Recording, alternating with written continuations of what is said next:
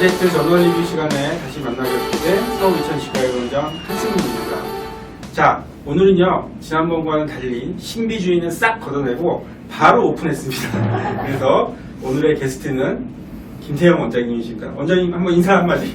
안녕하세요. 김앤리치과의 김태형입니다. 이렇게 흥미로운 장소에 초대해주신 가이스트리기와 또 한승민 원장님 감사합니다. 오늘 짧은 시간이지만 아주 재미있는 주제로 좀 열심히 좀 전달해드리도록 노력하겠습니다. 소개 좀 더 길게 하셔도 되는데. 됐습니다. 그 정도로. 그 정도로? 네. 예. 저희가 이제 하는 이 프로그램의 취지가 과학도로서 에비던스를 찾는 공부를 하려면은 이런 저널을 통해서 공부하는 게 이제 좋겠다고 생각을 해서 저널을 읽는 요령이라든지 아니면은 저널을 해석하는 눈을 기르는 그런 게 우리 프로그램의 취지거든요. 그래서 원장님도 평소에 제가 알기로는 저널을 좀 읽으시는 걸로 알고 있고 저보다는 아무래도 보철 관련 저널들을 좀 보실 것 같은데 우리 시청하시는 분들을 위해서 저널을 읽는 팁이라든지 아니면 추천해 주실 만한 저널이 있으면 좀 부탁드릴게요. 저널을 추천하거나 어떤 저널 읽는 팁을 가르칠 정도로 공부를 많이 하거나 그런 게 아니라서 조금 죄송합니다만 저도 개원이라서 공부를 많이 하고 있지는 못합니다. 특히 한 원장님처럼요. 관심 있는 주제가 있거나 필요한 주제가 있으면 그것을 이제 매들라이브로 검색을 해서 그것을 집중적으로 이제 좀 공부하고 이제 그렇게 하는 편입니다. 제가 알기로 그래도 많이 보시는 걸로 알고 있는데 아무튼 저보다 많이 보시는 걸로 알고 있겠습니다. 오늘 토픽을 조금 좀 부탁을 드려서 이런 주제로 좀 해달라. 지난번에 제가 박희용 원장님한테는 임플란트 서포티드 RPD에 대한 내용을 부탁을 드렸었고 이번에는 제가 조금 생소한 부분인 제가 좀 많이 안 한다고 봐야죠. 컴퓨터 가이드 서저리에 대해서 적극적으로 잘 활용하시는 걸로 제가 알고 있기 때문에 원장님한테 이 주제를 조금 부탁드렸는데 어렵진 않으셨겠죠? 약간의 어려움은 있었지만 제가 이제 항상 관심 있던 주제라서 또 마침 또 정리할 기회가 돼서 참 저도 좀 뜻깊은 시간이었습니다. 컴퓨터 가이드 서저리라든지 이런 것들, 내비게이션 서저리 이런 관련된 것들을 이렇게 읽어보면 사실 디지털이라는 게 이렇게 눈으로만 공부를 해가지고 이렇게 마음에 와닿지는 않더라고요. 잘. 그렇죠. 얻을 수 있는 게 저널을 읽어서 이렇게 많이 없어요. 그래서 제가 캐드캠을 사긴 했지만 그래도 이제 이번 시간을 통해서 제가 김태형 원장님한테 기대하는 바가 상당히 크거든요. 한번 이제 저널 리뷰를 좀 시작해 주시면 감사하겠습니다. 네. 저 한승민 원장님의 어떤 그런 기대에 부응하기 위해서 준비를 많이 해봤습니다. 컴퓨터 가이드 서저리의 정확도 높이기라는 제목으로 좀 잠깐 발표를 드릴 건데요. 제가 두 가지 논문을 준비했는데요. 첫 번째는 전치부 임플란트 식립할 때 컴퓨터 가이드 임플란트로 식립을 했을 때의 어떤 정확도를 높이는 어떤 그런 방법에 관해서 연세대학교 최병용 교수님과 정승민 교수님 팀에서 내신 논문입니다. 최근 논문이라서 아주 따끈따끈한 논문인데요.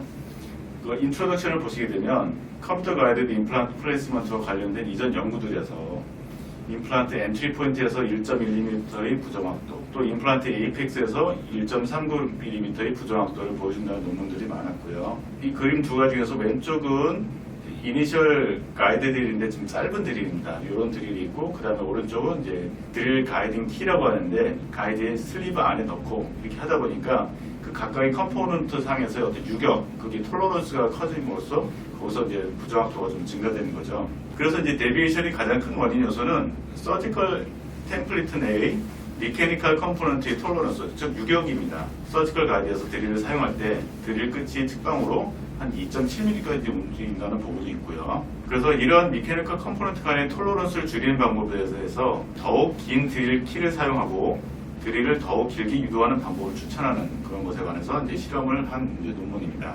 전치부 임플란트인데요. 32명의 환자에서 40개의 전치부 임플란트를 심었고요. 드릴 키가 굉장히 깁니다. 그래서 롱 드릴 키인데 12mm짜리 롱 드릴 키에다가 2mm 이제 처음에 이니셜 드릴을 사용해서 길을 만들고 2mm는 저게 그냥 다이아미터를 말씀드리죠? 네, 다이아미터 가이드 드릴이죠. 제일 최초에 사용하는 드릴.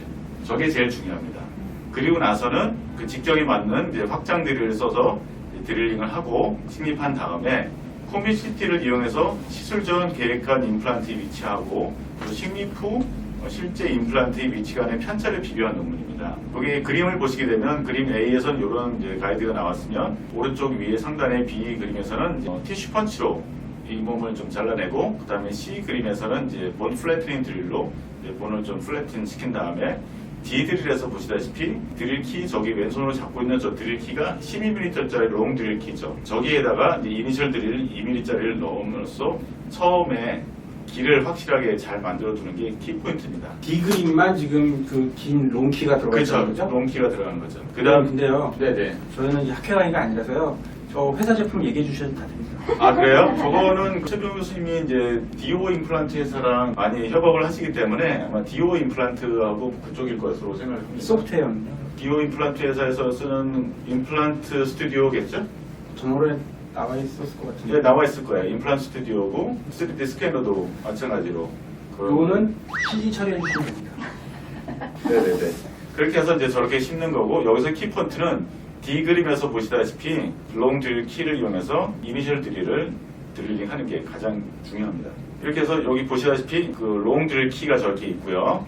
저기 잇몸에 넣으면 저런 모양이 된다는 거고요. 그 다음에 임플란트를 심고 나면 이 왼쪽에 그림을 보시면 왼쪽에 파란 임플란트를 시뮬레이션 한 임플란트라고 가정하시고 그 다음에 오른쪽에 빨간 임플란트를 이제 실제 심은 임플란트로 생각하신다면 A, 뭐 B, C, D 이런 것들이 있는데 A는 도입 부에서의 어떤 임플란트 숄더 부에서의 어떤 편차고 이니셜 포인트죠, 그러니까. 그렇죠. 그 다음에 B는 에이펙스 부위에서의 편차고 C는 그 앵귤러 데비에이션, 각도가 틀어진 거 그것을 나타내는 거고 D는 깊이의 편차를 이제 보여줍니다. 이렇게 이제 저 결과를 구했는데요. 40개의 임플란트에서 임플란트 숄더 부위의 평균 리니어 데비에이션은 0.46mm, 임플란트 에이펙스 부위의 평균 리니어 데비에이션은 0.67mm이기 때문에 이 정도면 상당히 정확도가 높은 겁니다. 네, 제가 알기로도 네. 보통 어떤 저게 벌써 이제 시스템틱 리뷰가 나와 있잖아요. 저게 네. 도입부에서 1mm, 그다음에 항상 도입부보다는 에이펙스 쪽이 훨씬 더 데비에이션이 큰 걸로 알고 있거든요. 2.7mm까지도 못 보고 네. 되고 하니까요.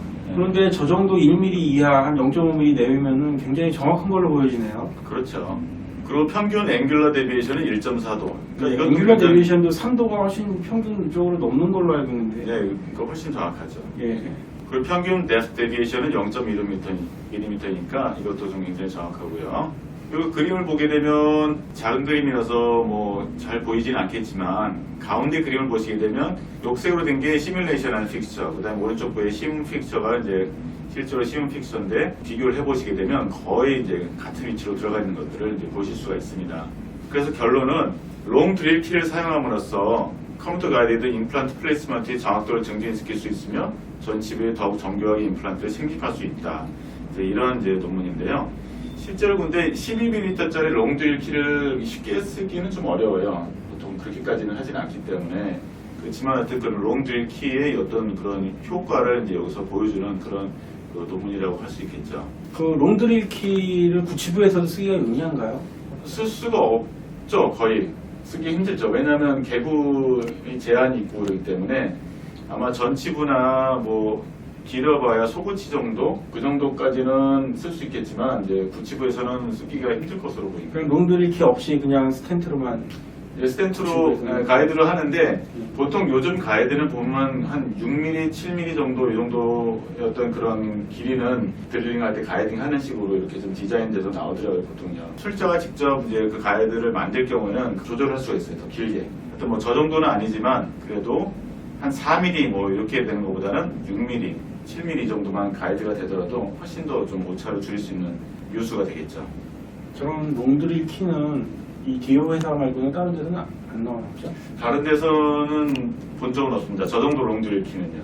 예, 알겠습니다. 예. 이제 두 번째 논문은 COIR의 2015년도에 발표한 논문인데요. 컴퓨터 어시스트 임플란트 덴티스트에 대한 시스템 리뷰, 뭐 임플란트 숄더에서 평균 1mm, 에이펙스에서 평균 1.5mm의 데비에이션을 보인다. 이것들은 이제 앞서서 말씀드린 내용과 비슷하고요. 여기 보시게 되면 이게 예전에 이제 제가 2014년도에 수술했던 이제 그 가이드인데 좀 가내숭호 형태로 만들어서 조금 조잡하긴 합니다. 그런데 저기 보면 슬리브 안에 메탈 슬리브가 있잖아요. 그러니까 저런 이제 이게 이제 메탈 슬리브인데 저런 게 있는 경우. 그리고 안에 그림을 보게 되면 역시 이제 드릴 키를 이용해서 드릴을 이용해서 이렇게 이제 드릴링하는 장면을 볼 수 있는데 예전에 저렇게 많이 했었다는 거죠. 그래서 드릴 팁의 측방 운동이 거의 2.7mm까지 지속된다는 보고도 있고요. 그러니까 편차가 되게 심하다는 거죠. 드릴 팁 끝부위에서는 특히.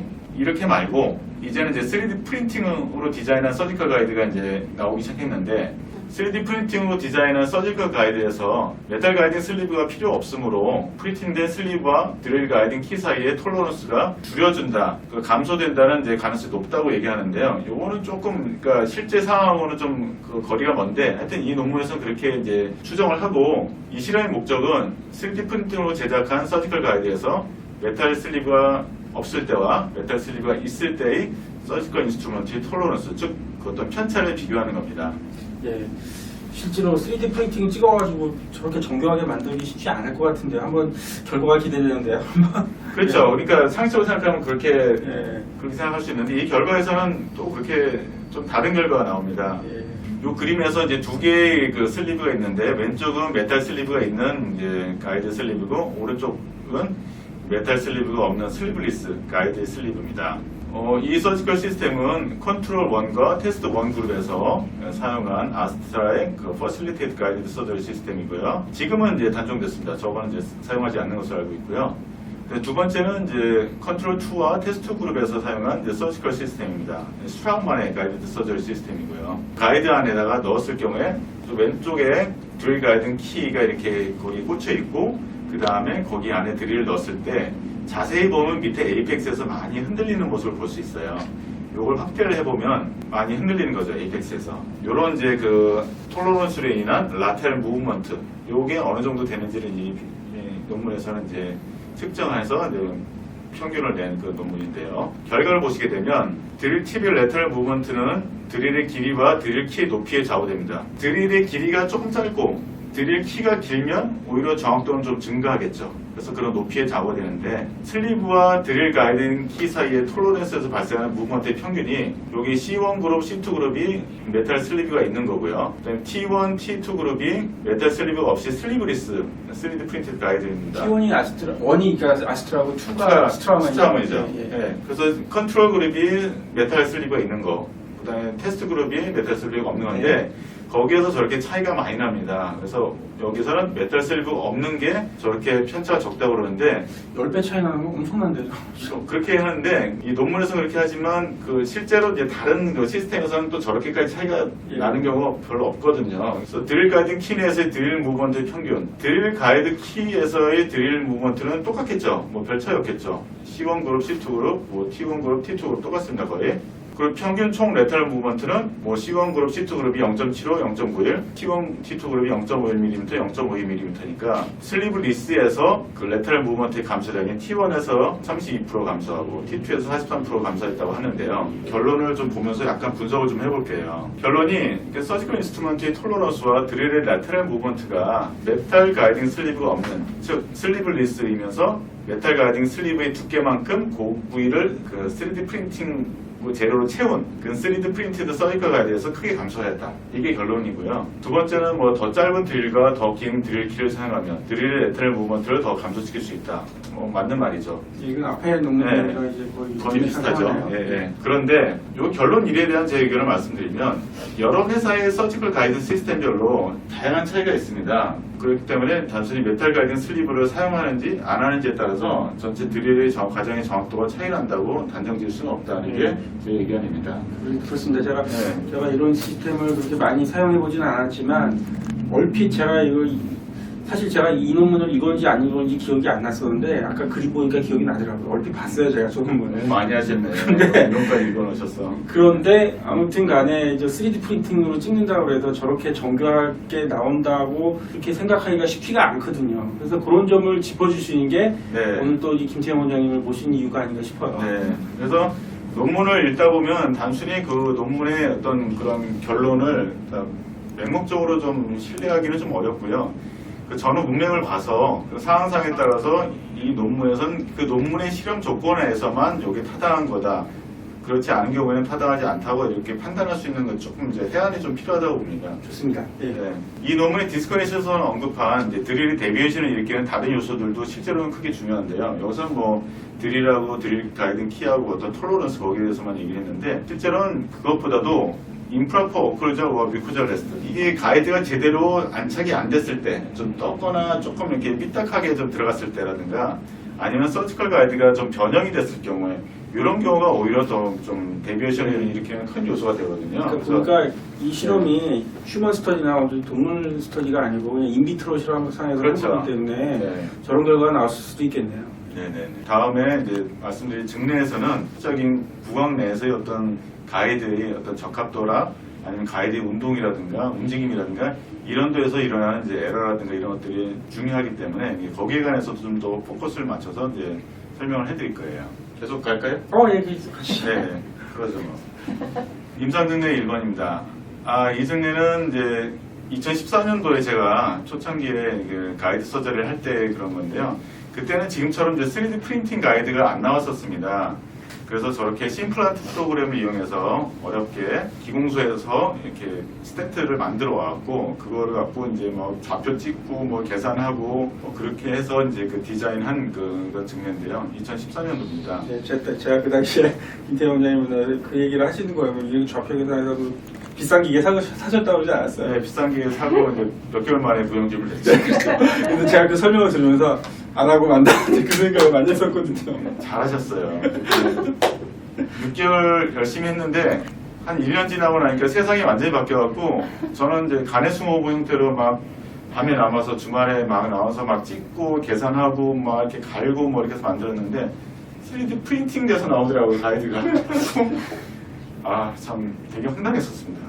이렇게 해서 제가 이제 그 치과 한쪽에다가 이런 이제 가내숭어 기구, 비싼 기구, 저걸 이제 독일제인데 저거 사서 좌표 찍고 계산하고 각도 돌리고 뭐 만들었습니다. 이렇게. 그런데 보시게 되면 이 중간에 그 치아 위에 스탑이 없잖아요. 이 가이드가. 그러니까 그렇게 될 경우에 이제 어떻게 되는지 한번 보여드릴게요. 이제 수술을 다 했습니다. 저기 보면 14번, 16번, 17번 이렇게 했는데 메탈 가이딩 슬리브가 있으니까 이제 각도를 대충 비교해 볼 수 있잖아요. 14번하고 16번은 그 각도대로 들어간 듯이 보이는데 17번은 딱 보시면 아시겠지만 드릴링하면서 이게 눌리니까 가이드가 이렇게 눌리기 때문에 이게 더 안쪽으로 이렇게 각도가 쓴 형태로 이렇게 임플란트를 이제 심입했다는 것을 대번에 아시겠죠. 가이드의 어떤 그런 움직임이라든가 이런 것들이 임플란트의 어떤 그런 데비에이션을 일으키는 아주 중요한 요소가 된다는 것을 이제 아실 수 있을 거예요. 슬리브하고 네. 임플란트하고 각도가 안 맞는다 그런 얘기죠 지금. 저기 17번 임플란트 17번, 같은 게 그렇죠. 예. 그러니까 저 이게 드릴링 하면서 이게 뒤에 서포트가 안 되니까 많이 눌렸을 거예요. 이렇게 잇몸쪽으로. 그래서 이게 임플란트가 이제 더 이렇게 각도와는 달리 더 쓴 채로 이렇게 이제 들어갔겠죠. 보니까 알겠네요. 예. 두 번째 증례는 그거 보철했던 케이스 같은데. 아니 다른 환자분이고요. 네. 22번하고 15번 시금파절이라고 이거를 이제 발치 즉시 임플란트를 할 증례입니다. 이제 수술 전 우측면하고 이제 정면 사진을 보시게 되면 이 가이드를 만들 때 아까 뭐 톨로런스고 뭐고 다 좋은데요. 그것보다도 제일 중요한 것 중에 하나가 뭐냐면 이 가이드를 만들 때 본을 뜨거나 스캐닝을 하잖아요. 네. 그렇게 되면은 치아라든가 크라운, 특히 임플란트 크라운이 문제인데 언더컷이 되게 많기 때문에 나중에 가이드를 만들었을 때 이게 제대로 들어가지 않는 경우가 많아요. 아무리 릴리프를 주더라도. 특히 전치부하고 구치부가 같이 있을 경우에 전치부와 구치부의 각도 차이도 있기 때문에 이 가이드를 패시브하게 안착시키는 게 불가능할 수도 있습니다. 미리 저런 경우에는 구강 형성처럼 해서 치아를 좀 이렇게 모난 곳, 빼쭉빼쭉한 곳을 다듬어주고 이렇게 하는 것도 필요해요. 결국은 이게 다 치과의사 네. 잡이네요. 네. 그럼 우리가 해야죠. 그래서 이제 이 3D 프린ted 서지컬 가이드를 이제 22번 식립할 부위하고 이제 15번 식립할 부위 두 개를 이게 원래 원피스로 만든 건데 이게 안 들어가기 때문에 제가 가운데를 자른 거예요. 인근변호를 하신 거네요. 그쵸. 가운데를 자르고 다 안착이 됐는데 이 두 개가 또 좀 더 다릅니다. 이건 이제 동영상에서 보여드릴게요. 어떻게 이게 다른지. 22번 부위는 아주 패시브하게 딱 잘 맞았는데 그 15번 부위의 그 가이드는 안 들어가고 내면을 무지하게 갈아냈습니다. 그 다음에 이제 찌끄덩찌끄덩하게 집어넣어서 간신히 저렇게 된 건데 그게 이제 동영상에 다 나와 있습니다. 22번의 가이드는 패시브하고 뻑뻑하긴 한데 끝까지 딱 들어갑니다. 릴리프 값을 나중에 좀 더 줬어요. 지금 저 경우도 굉장히 좀 뻣뻣해서요.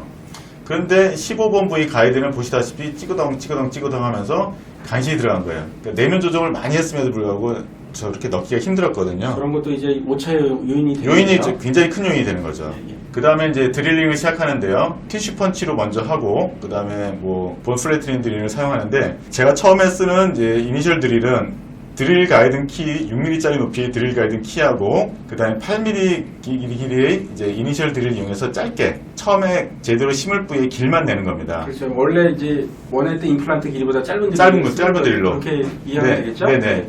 저게 굉장히 중요합니다. 사소한 것 같지만. 그 다음에, 요건 이제 본 플래트닝 드릴인데, 이걸 먼저 했어야 되는데, 제가 조금 순서 헷갈려서 요건 이제 다음에 한 건데, 하여튼 이건 본 플래트닝을 필요하면 하시고요. 저거 필요하면 꼭 해야 되는 거 아닌가요? 그렇죠. 근데 이제 발치 즉시라서 제가 조금 안 할까 하다가, 하고 넘어가야지 하면서 이제 뒤늦게 이렇게 했던 거예요.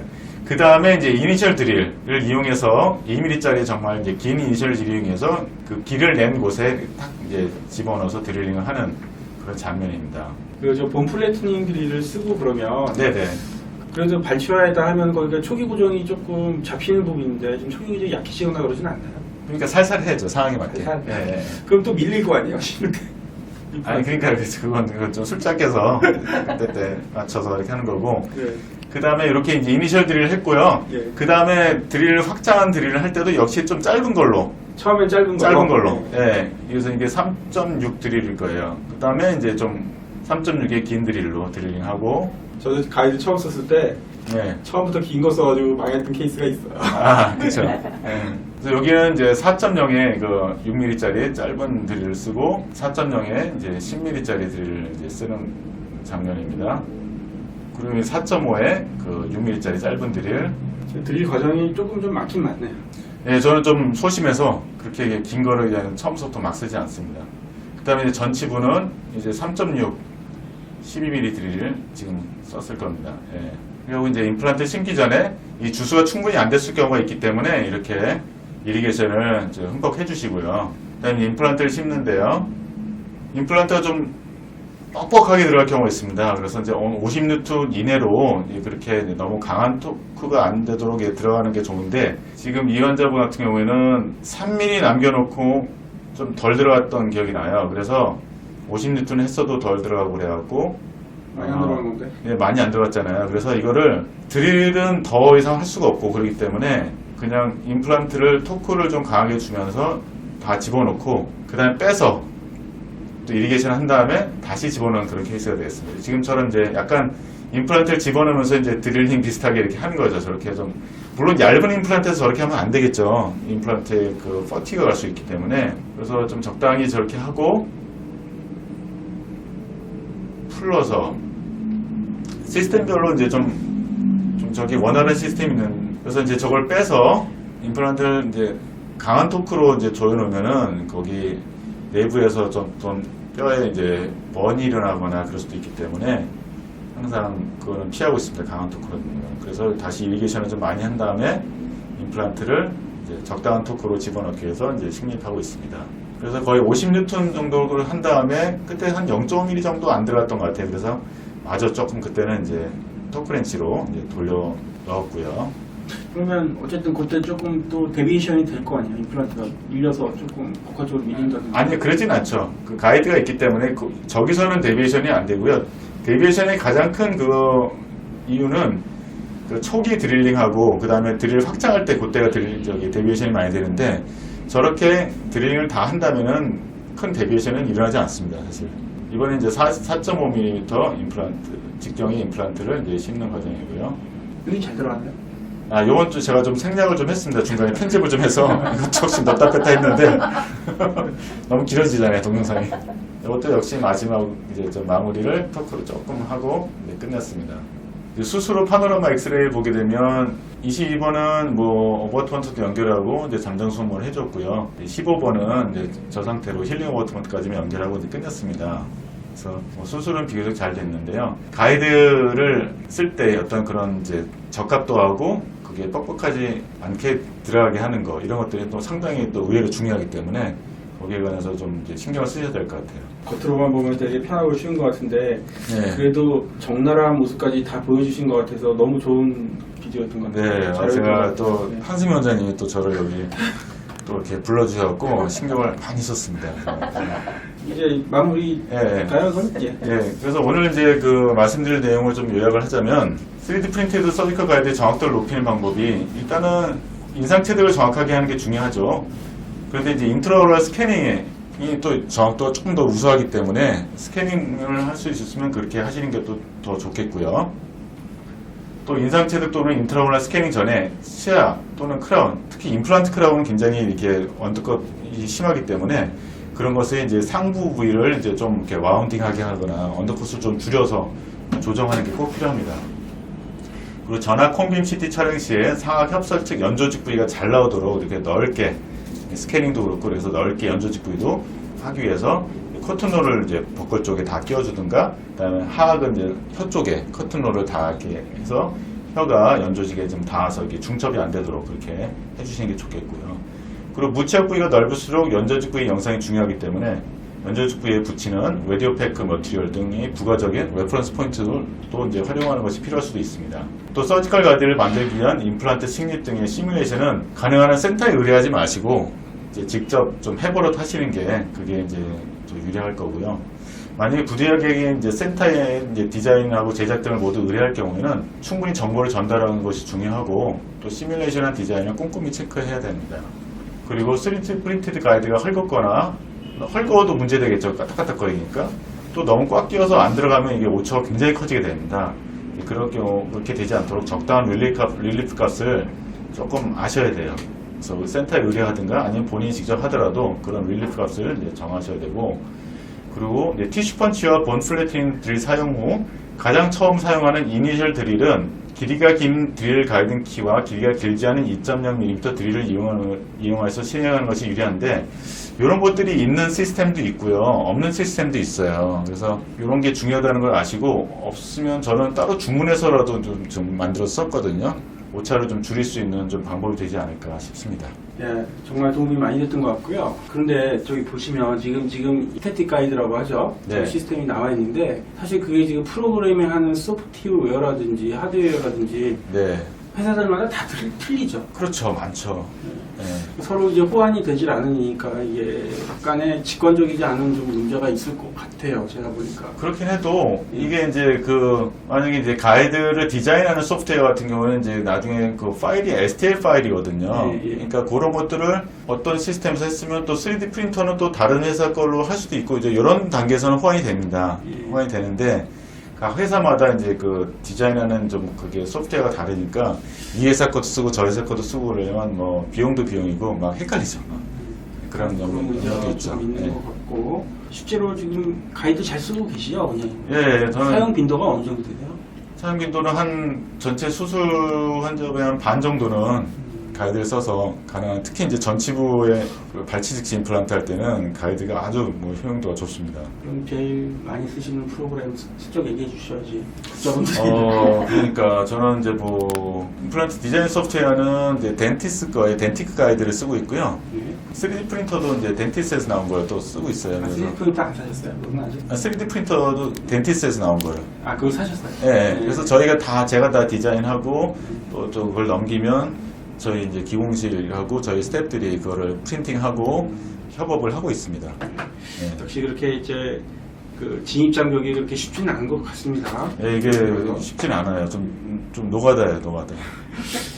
이게 남이 해주면 쉬운 일이고 내가 하려면 어려운 일이고 항상 그렇지 않겠습니까? 근데 이제 남이 해주면 이게 아니, 아무래도 그 남이 해주는 게 그쵸. 기공사를 얘기한 거죠. 그렇죠. 근데 저 유능한 기공실장이나 이런 분들이 있으면 너무 좋겠죠. 병원에서 하더라도 네. 내가 안 하고 남이 좀 대신해주면 쉬운 거고. 근데 이제 제 생각에는 그건 직접 하시는 게 여러모로 그게 낫지 않을까 싶어요. 현실적으로 비용 청구 하시죠? 네, 가이드 비용. 환자분한테 이렇게 설명을 하실 때 설명하고 저희가 직접 다 합니다. 제가 직접 저희 치과에서 다 합니다. 이런 식으로 하면은 좋아하세요. 얼마 차지하시는지 나중에 개인적으로 좀. 네. 제가 알기로는 원장님 좀 비싼 인트라오럴 스캐너 사신 걸로 알고 있어요. 아, 예. 프라임 스캔이라고. 예. 예. 무지하게 좋습니다. 그걸로 자연치 스캔도 모델 없이 제작하십니까? 아, 그럼요. 크라운 많이 하죠. 이제 모델리스로. 아, 저는 스캐너는 쓰고는 있는데 프라임 스캔 정도는 아니라서. 아, 예. 근데 이제 가이드를 만드는 용도로는 예. 프라임 스캔은 좀 너무 고가고요. 네, 그렇지 않은 다른 스캐너도 충분히 만들 수 있습니다. 저는 그래도 뭐 많이 이게 풍족하게 살던 사람이 아니라서 그냥 없으면 없는 대로 지금 스캐너도 만족합니다. 아, 네. 그렇게 쓰시면 돼요. 네, 네. 만족해서 잘 사용하시면. 마지막으로요. 네. 제가 요즘 이제 관심 있게 보고 있는 것이 이제 내비게이션 서저리란 말이죠. 이 내비게이션 서저리는 치과의 미래가 될지 어떨지는 잘 모르겠는데 확실히 직관적인 것 같아요. 네. 그래서 이게 앞으로 좀 효용 빈도가 있을 수 있겠다라고 생각되고 벌써 내비게이션 서저리에 대한 시스템맥 리뷰가 나왔다니까요. 아직은 또 지금 진입장벽이 좀 많다고 보거든요. 어떤 장비라도 그렇고 일단 장비의 어떤 효용성이라든가 어떤 장비의 어떤 비용이라든가 이런 것들이 지금 굉장히 좀 아직은 크잖아요. 진입장벽이 좀 있는데 나중에도 보면은 풀마우스라든가 뭐 이런 경우 좀 큰 케이스 같은 경우는 내비게이션 서저리라든가 이런 것들이 좀 효용성이 있을지 모르겠는데 파셜이라든가 싱글이라든가 이런 케이스 같은 경우는 굳이 그렇지 않아도 또 유능하신 분들이 많으니까 그런 분들이 이런 가이드의 도움을 받든가 아니면 직관적으로 또 잘 심으시는 분들이 있기 때문에 효용성과 또 시간 절약성 어떤 비용 절감이라든가 이런 면에서는 또 장점이 있으니까 내비게이션 서저리도 나중에 뭐 치과에 도입이 될 수는 있겠지만 단시간 내에 크게 어떤 대세를 이룬다든가 뭐 이렇게 하기는 좀 어렵지 않나 저는 그렇게 생각하고 있습니다. 동영상 올라온 것들 보면 신기하긴 하더라고요. 네.